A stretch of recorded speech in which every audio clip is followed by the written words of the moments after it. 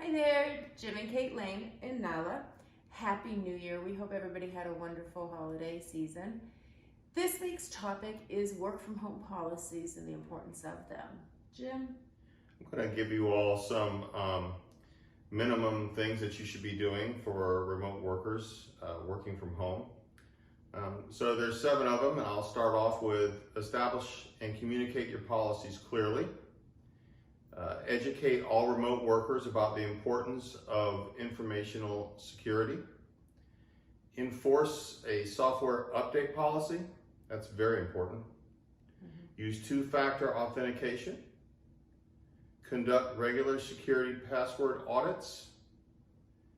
Plan for any contingencies and disruptions.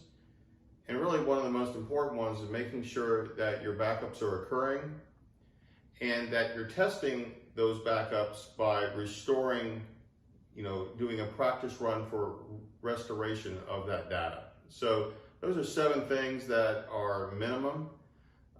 If you want to expand that a little bit, I would recommend that every person working from home at least have a small firewall protecting your data, which is really out of your control once it leaves the building. So those are some things I hope that will be helpful, and we'll be talking about more of that this week.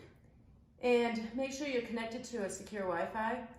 Some of those airport Wi-Fis and Starbucks and things aren't always secure, so make sure of that.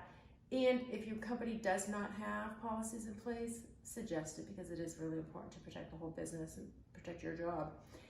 Thank you, everyone. Have a wonderful, wonderful new year, and we'll see you next week. Take care.